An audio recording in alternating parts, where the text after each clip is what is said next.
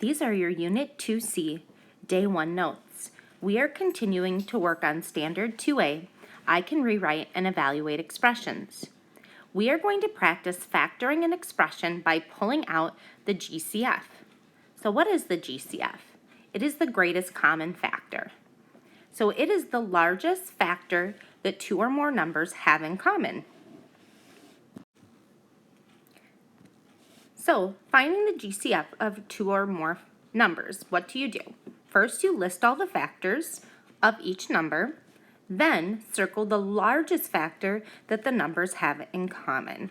Please make sure that you have all of these things written in your notes. For most of you, this will be a review. Okay, I'm going to go through this first one. We have the numbers 25 and 100. So I have 25 and 100. First, I'm going to list all the factors of my smallest number. So I have 1 times 25 and 5 times 5. Next, I'm going to list the factors of 100. I have 1 times 100, 2 times 50, 4 times 25. Oops, I get here, and I already know what the largest factor they have in common. And that is because if you look right here, 25 is the biggest factor, and we have 25 right here. We can't get any bigger than 25 because there's no other factors. So I could technically stop because I know that this is the largest factor, because again, the largest factor of 25 is 25. So it cannot be, there's not going to be a bigger number they have in common because there's no other bigger numbers for 25. But just for fun, we will write all of the factors out. So the next one we have is 5 times 20. And then we have 10 times 10. I am sorry, that is very messy. Okay, I rewrote it down here so that when you copy this into your notes, it's nice and clear. So what is the greatest common factor of 25 and 100? The answer would be 25. So I'll put right here, the GCF is 25. Perfect. Let's go ahead and try the next one. We have 36 and 42.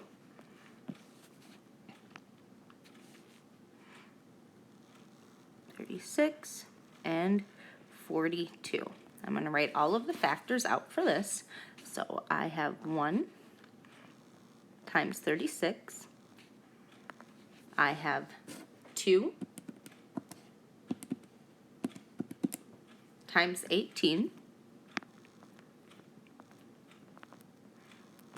I have 3 times 9 and 6 times 6. These are all the factors of 36. And remember, you can find the factors by taking the number and dividing. So I do 36 divided by 1, and I get an answer of 36. So 1 times 36.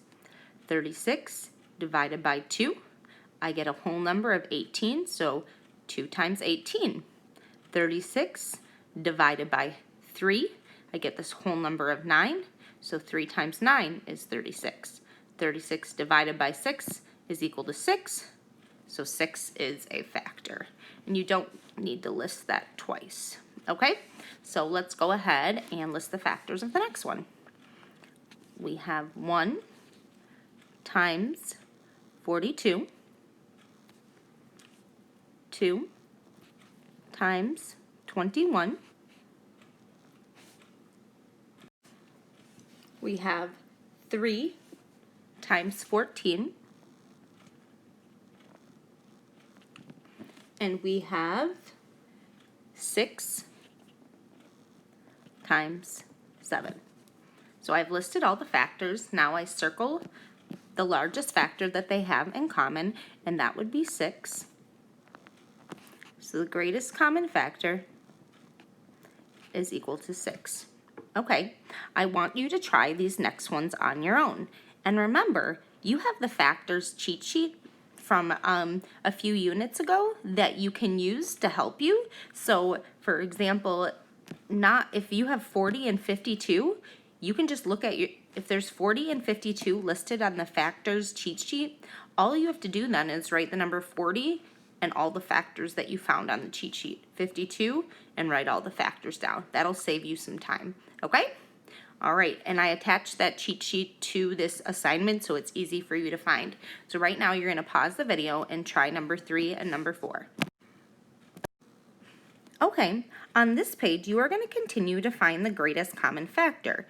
This is a skill that I would like you to practice on your own. So you will do 16 and 40 and 32 and 48 on your own, and 81x and 81x, 45x, and 100x and 55x, okay? Then you'll come back and you'll check your work. I am just going to write the answers for these ones. So if you get the incorrect answer, it is your job to go back and find your mistake so that you are prepared for class tomorrow. Now I want you to be mindful when you look at this one, we have 81x and 45x. Because they both have an x next to it, that means the greatest common factor will also have an x. Okay, if only one term had an x, then the greatest common factor would not include an x. And we're gonna practice this more tomorrow, and you'll see it in tomorrow's video as well. So please go ahead and complete these 4 problems right now on your own and come back and check your work.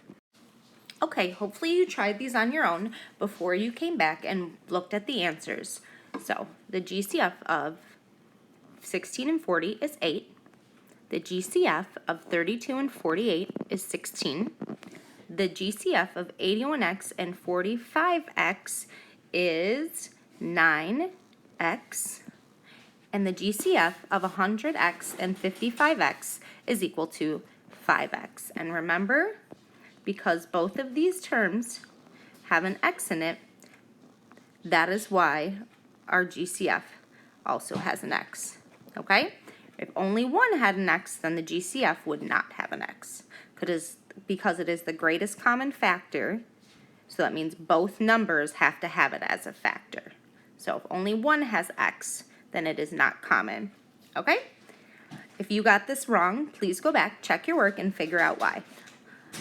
Tomorrow is an asynchronous day. So you will be given an assignment on Canvas that you are expected to finish before class on Thursday.